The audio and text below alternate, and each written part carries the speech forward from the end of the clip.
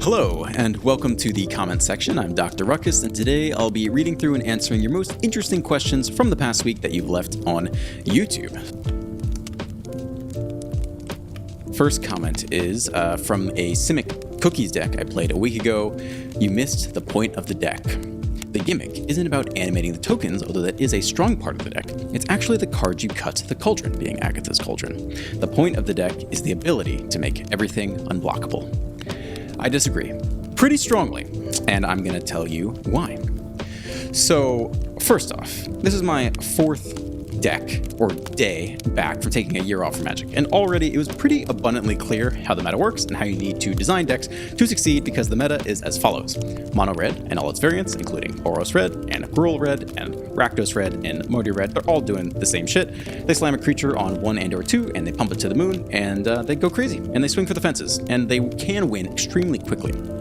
And so any 2-drop that does not immediately impact the board state is almost unplayable. Almost. It has to be very good, which I'll explain a little bit later. There are some counterexamples to this, which I think are very playable, but Agatha's Cauldron is not, in my opinion. So that was my gut. That was my gut check. After 4 days back, it's pretty clear to me that this wasn't going to be the answer in best of one for this aggro meta. But if you don't believe me, we can just look at the stats. So let's do that. Let's pull up untap.gg. And I generally like to filter from Platinum to Mythic. I just find that from Bronze to Gold, people make a lot of mistakes. So much so that I don't believe heavily in data from that bracket, even though ideally I would like to include Bronze to Mythic just so we have more, a bigger sample size and better statistical significance. But I am pretty suspect of the data from Bronze to Gold, just because I think the player base is not quite as strong. I think once you hit Platinum, that is where, if you're at Mythic at the end of the season, you come back to Platinum. So I suspect there are a lot of Mythic players in Platinum anyway. So I try to filter from Platinum to Mythic for the most part, even though it does reduce the sample size. But if we look at win rates for the meta in Platinum to Mythic, and we scroll down until we find Simic cookies, it is solidly in the C tier, set at something like a 48.5% win rate. So we know it's not that good. I would go so far as to say it's not good at all. It's okay. It's serviceable. One of the comments I made in the video is that I can't, I was fine. I mean, I was playing this in Bronze or Silver at the time because it was really early when I was coming back. And I left a comment that this deck probably can't be good at Mythic. And someone left another comment that was like, Ash Lizzle hit #1 Mythic. Watch this video. Like, it's obviously much better than you're saying it is. And I'll get to that in a second because there's a big difference between best of 1 and best of 3. But yeah, this deck is not that good. We can dig deeper though. We can go into the card stats for the deck and look at individual win rates tied to each card. And if you sort by win rates by opening hand, so what is your chance of winning the game if this card is in your opening hand? And we scroll down to Agatha's Cauldron, it's even lower than the deck's win rate. It's something like 46 or 46.5% win rate associated with Agatha's Cauldron. So that data should be sufficient. The deck itself is not very competitive in best of 1, and Agatha's Cauldron in particular is even worse than the deck's average in that sense. And the reason is what I said. It's a 2-drop that doesn't impact the board. Now there is a very good counter example to this. If you're wondering what does it look like to be a 2-drop that doesn't impact the board state, that's really good. I played this deck, I guess today or yesterday, depending on when this video comes out. I played a Teamer Overlords deck with 4 copies of Up the Beanstalk, which you can also run in Domain and maybe some Reanimator type stuff. That is a really good card. If we go to the 4-color Domain deck on untap.gg from Platinum to Mythic and look at the win rate attached to that card, it's really high. I want to say it's like 56% or something like that. I'll put it on the screen. I forget exactly what it is, but that card is so good that even though it does not impact the board state, it has a really high win rate attached to it. So that is the standard for what it takes to be a 2-drop in this best of 1 meta that does not impact the board state. It has to be basically as good as Up the Beanstalk to be playable, and Agatha's Cauldron just isn't it. If you don't believe me, you can't really argue with the data. That's just how it is. But in best of 3, apparently this deck is much better. So I don't play best of 3. I've never played best of 3, except maybe for sealed tournaments when you go to the shop on pre-release and you get to sideboard and your 2-mana instant green card that picks off a flyer because your opponent's playing blue-white flyers. And you're like, all right, I think this will probably find a target. But otherwise, I essentially have no experience with best of 3. But I'm assuming that Simic cookies must be better in best of 3 because one of the other comments that linked that Ash Lizzle got to #1 Mythic with this deck in best of 3, it probably has some validity to it. And sure enough, if you check the stats on untap.gg for best of 3, Simic cookies is much better. I forget the exact win rate. I think it's I think it's wildly high. I think it's like 56 or 58% for the whole deck. Maybe it's 54, but it's good. It's in like a solid A or B tier.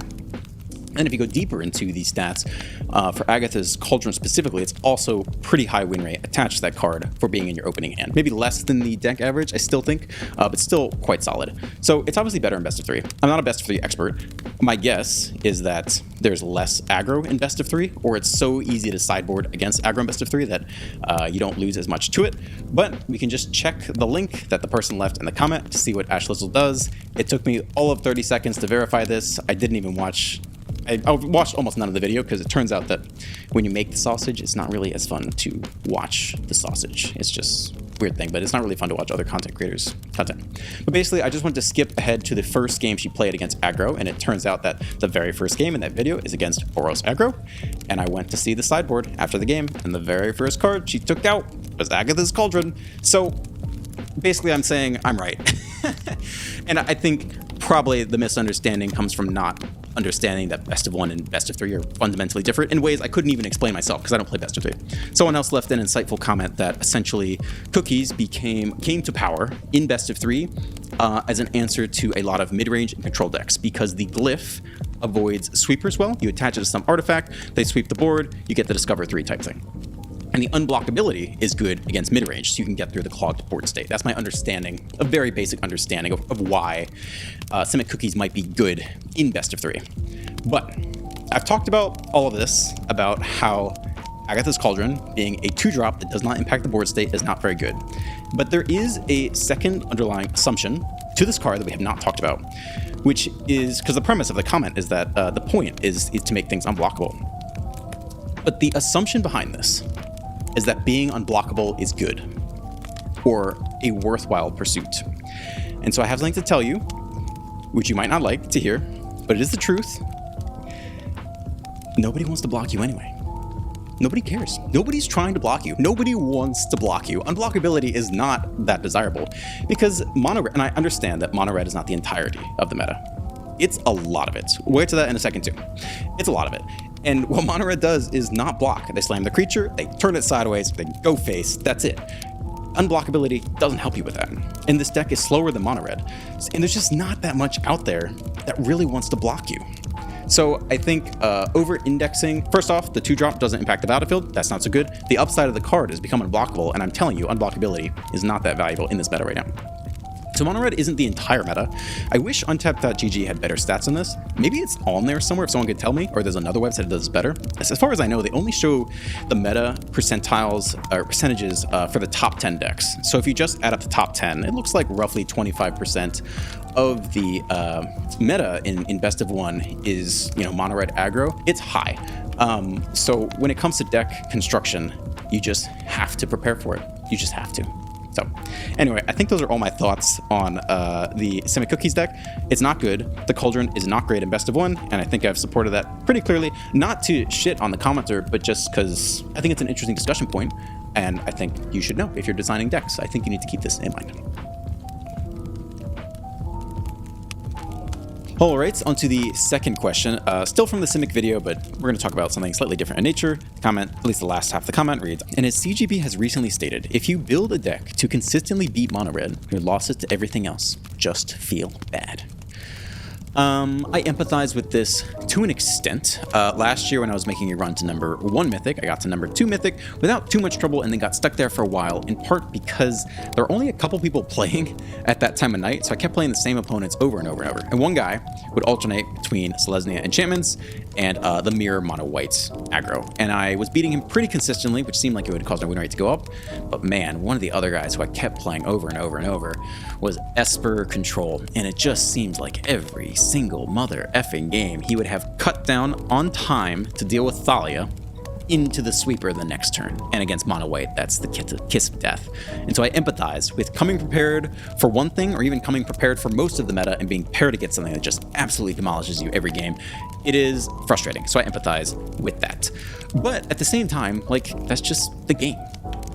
You show up, you create the best deck you can, preparing for your understanding of the meta, and if you face all mono red that day, maybe you win, maybe you don't. Maybe you come prepared for mono red and you face all control that day, and you get swept, and it sucks. But you just can't over-index on any one game, or even any one day, or even any one 24-hour period. I can lose every game in a single day with a good deck. It happens sometimes. It's happened to me before. It doesn't mean that I'm a bad player. It doesn't mean that the deck is bad. It's just there is some level of randomness. And overall, like when I prepare decks, it's always to win the highest percentage of games against the meta, or my understanding of the meta. And so right now when I build decks, it is very heavily considering all the mono red variants, and I've had a lot of success with that so far. So I don't really mind it. I just take it as you know how it goes. Generally, I try to alternate through all of the color combinations. I arbitrarily pick a color, and then somewhat arbitrarily pick a speed. Let's call it, aggro, mid-range, or control. And then maybe there's one more dimension, like tribal rabbits or reanimate or some kind of gimmick to the deck. But once I pick what I'm going to play that day, the goal is just to make the best possible deck for myself, because I don't like losing, but also for you guys, in case you like that niche, to prepare for the meta, because winning is more fun than losing, and a lot of the preparation in building the deck within the specific niche is to answer mono red, because that's just what it looks like. So I don't really mind it. It's just part of the game and part of deck building, and it's a challenge in and of itself. That being said, I have received a lot of comments to the effect of, this is a bad time to come back, the meta's so bad right now, it's just turn 2 kills everywhere, you're gonna hate it, other people hate it, and I have to say I don't hate it. In part, I'll admit, it's because I haven't played Magic in a year, so every card is new and fun and fresh, and maybe, my rose-colored glasses will expire at some point. But so far, I vastly prefer today's mono red variants to last year's mono red variants. And here's why. Essentially, there's no burn today. Last year, if you played against mono red, and you did everything perfectly. You answered every beat on time, you hit your sweeper, you had your instant speed removal, you did everything perfectly. You could still lose that game, because if you were at 6 life, you're just 2 lightning strikes away from lethal. If you're at 5 life, it's a lightning strike and a play with fire. If you're at 4 life, it's a lightning strike and a Kumano. If you're at 3 life, it's a play with fire and a Kumano. It's just, no matter how well you did, no matter how perfectly you executed your game plan, no matter how well you came prepared, oftentimes you could just lose that game anyway. And I find that much more frustrating than today's meta. There are some caveats, like there are a couple cards that could get you out of it. There was Faithful Mending, where you could draw a discard and gain 2 life and flash it back. There was some other like 2 mana white sorcery where you could make 2 tokens, draw a card, and gain some life. That was pretty good. And then there was Sheldred in 4 ofs. Those are basically the cards you could use to gain life. But otherwise, like, there wasn't really much to do.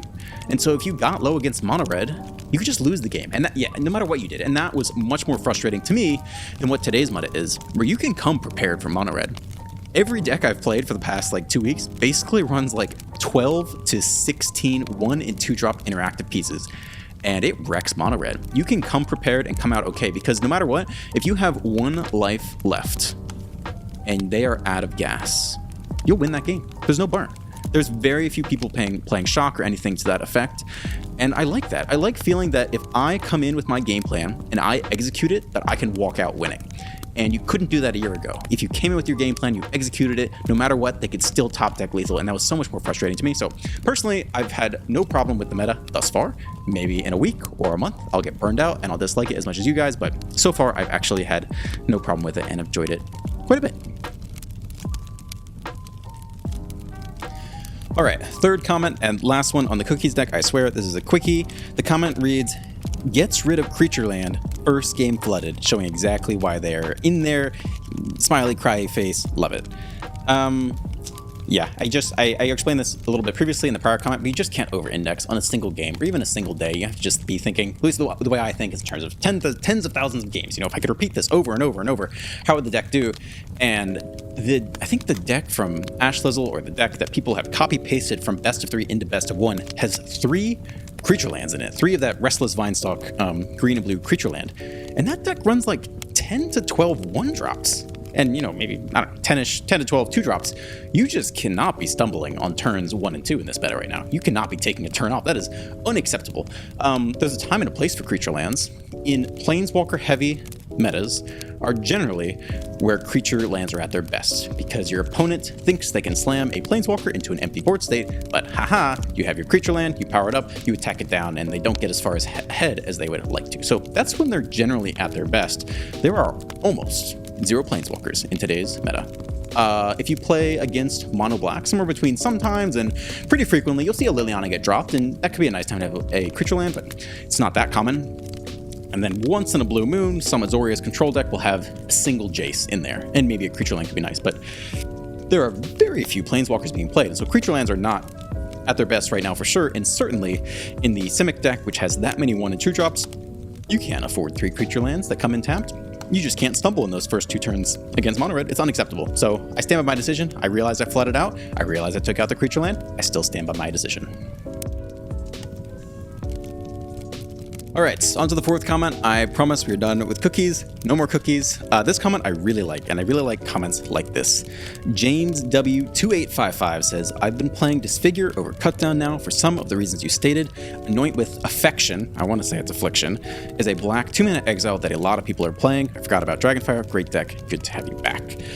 This was like my 2nd day back, and at that point I had figured out that removal on 1 and 2 is really good, and also that removal specifically that Exiles is even better, because then those mono red cards that otherwise would die and get a death trigger to deal damage to your face or to any target get exiled instead and don't get that extra damage, and that ends up being significant. It's not all the power of the deck, but maybe it's 10%. If you can cut down their power level of the deck by 10% by exiling instead of destroying, like, it is significant. It's worth doing. So I had figured that much out, but honestly I didn't even remember that Anoint with Affliction existed, because a year ago you would never play that card. You'd play 4 Go for the Throats because you needed to answer Sheldred on time every game. And Anoint with Affliction, only, mana value 3 or less would be insane. I completely forgot that it existed, so I was running Scorching Dragonfire, and so I read this comment and was like, oh shit, you are completely right. And so since then, Anoint with Affliction is a 4 of in every deck I've made with black for the most part, because it answers all the things. It answers all the mono red stuff, and then also all the 3 drops in the Azorius, Reanimator, Oculus, Jin deck also get answered. So it's perfect. It's so weird to me now coming back, because I played a deck a couple days ago. I don't even know what it was. What would it have been? Oh, it was Orzhov Reanimator. And I didn't even put in Go for the Throat. I just forgot about it, which is kind of embarrassing. I found this card that I was very excited about. It's like a 5-mana, 5/4 with Menace. When it enters the battlefield, all other creatures get -2/-2, so it's a mini sweeper, or you can just channel, discard it away for 2 mana from your hand at instant speed to give any single creature -2/-2, and I was like, this card is perfect for the meta. You just channel it away, -2/-2, pick off a mono red thing, and then it's just in your graveyard, and you have an extra target to reanimate, and it comes with another sweeper on the backside. This card's great. I was running 4 of it. I want to say it's like Augur of Misery or something. I'll put it on the screen. And I just forgot to include Go for the Throat, and I didn't get punished for it at all. I never ran against Sheldred or anything of that nature, and I was never like, oh shit, yeah, I kind of need this card in the deck. So in the deck tech after I was looking at it, I was like, no, you can't run 4 of this card. You need some balance of Go for the Throat in there. But it's interesting. Anoint with Affliction is very good, and thank you for bringing it up, because I didn't know about it. I just came back, so I'm still learning new things and always open to ideas and suggestions. The first comment, I'm actually not prepared to answer about Disfigure. I tried to come somewhat prepared for this discussion, but this one I need to think about, and I'd love to hear you guys respond in the comments with your thoughts. Is Disfigure better than Cutdown right now? Like the core argument, I think, being around the slingshot or slickshot thing that can pump its power up very high, but generally not its toughness. Toughness is stuck at 2, unless you have the Monstrous Rage, +1 toughness token, or there's some red card, I always forget what it's called, it gives +2/+2, and maybe leaves behind a manifest thing. There might even be one more that gives +2/+2 that's played, I don't really remember. But I haven't given this enough thought, and I'll think about it more, maybe respond next time, but let me know in the comments if you think it is not just a good, but a solid idea to play Disfigure over Cutdown. Why are we not? Yeah, I'd love to hear your thoughts about that. One other thing I'll add is that if you are new to the channel now watching this video, I found that a lot of people are apparently enjoying the fact that I'm fresh into the meta and am experiencing and learning everything for the first time again, and that kind of, I think, adds an additional layer to the content, because you get to see someone kind of go from noob to expert again in a way that's fun and different. So if you want to see that, definitely consider watching and subscribing and all that stuff. There's just some things I don't even know yet. Like I was out last night, a fan, a subscriber, a new friend from the channel who left a comment. He's in the DC area, and so we met up and played some rousing games of Commander together. It's actually quite fun. We were talking about things I was learning and remembering at the man. I was like, I didn't even know Up the Beanstalk worked with the Overlord's impending effect until like 2 days ago. And I was like, oh my god, this is so good. It didn't occur to me that kind of like Leyline Binding, even though it's originally 6 or 7 mana, gets discounted down to 1, it still triggers the Beanstalk. Same thing with the Impending. Even if you cast the 5 or 6 mana spell for its impending 3 or 4 mana cost, you still trigger the Beanstalk. So I didn't even know that until 2 days ago, and I was like, oh my gosh, this is fantastic. I'm sure all of you guys knew that, but I didn't know that until yesterday. And he was also saying that apparently the lock spells, which I have not played a single one of because I guess they haven't looked that impressive or they haven't struck me or whatever. Apparently their mana cost when it's on top of your deck is the 2 sums of the card added together. So if it's a 3 mana and a 6 mana spell together on the lock and unlock side, it's 9 mana. So you can do funky things like if it's the top card of your deck, there's like Kamigawa, like blue-black ninja jutsu thing that you like try to get the top card of your deck and fling it at the opponent. I forget what it's called. I put it on the screen. But you can do cool stuff like that, and I didn't even know that until yesterday. So if you're looking for a fresh view on things, you'll get it here because I am still ramping up. All right, next comment. This one is about a mono green deck I played a couple days ago. Just, if I ever play mono green, just know it's for you. It's not for me. Mono green has been terrible for years, it feels like. At least 2 years. I don't even know when Blizzard Brawl and the Pack Leader rotated, but God, it's been awful for so long. If I'm playing it, it's for you sickos out there who enjoy suffering. The comment reads, I do think in this deck in particular, the new Duskmourn sorcery fight spell, Monstrous Emergence, is better than Hunter's Talent, as choosing a creature card from hand prevents the blowouts against blue-black, bouncing, killing your target fighter. I think this is a fantastic point. This was very clear to me in the Simic deck. We're not going to talk about Simic cookies anymore, but for that exact reason, like Simic cookies just doesn't have that many big threats on the board immediately all the time, and so the ability to choose the creature you want to bite with from your hand instead of the battlefield was really important in that deck.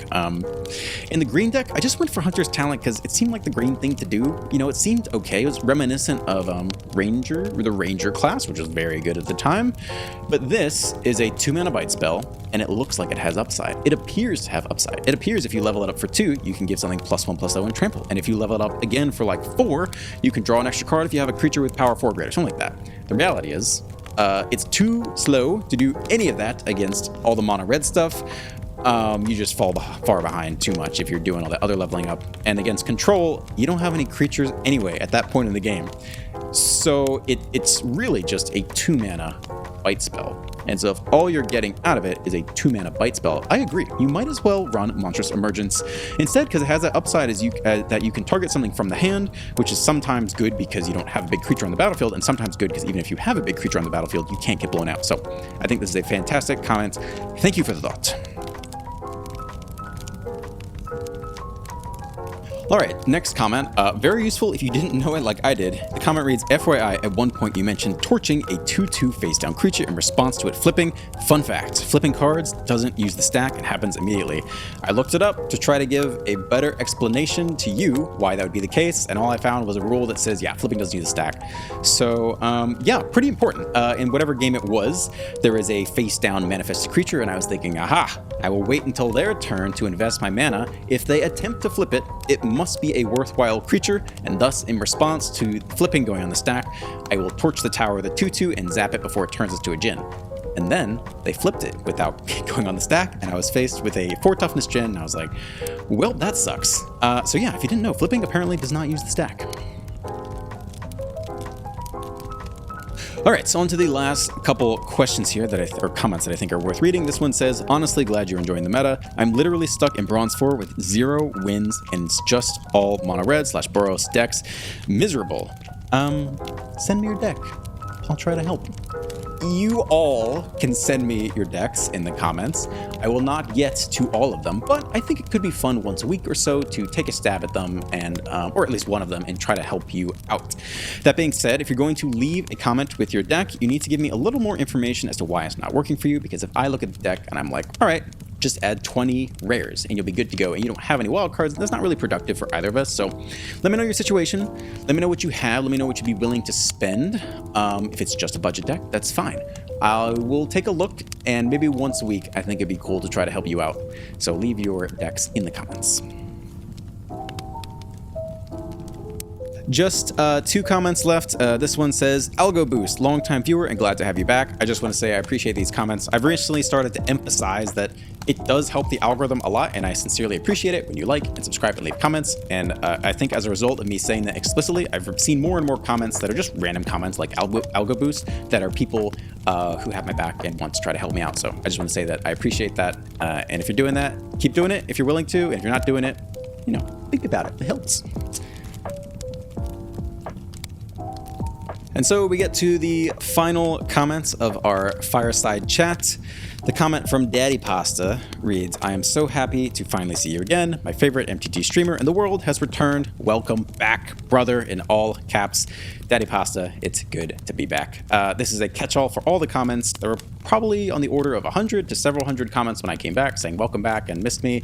Some people thought I was dead. I don't know why, maybe because my last message was about going into a snow day. But thank you all, sincerely, for the comments. I've had a blast being back the past week or two, and I'm really excited to keep making more content. So thank you all.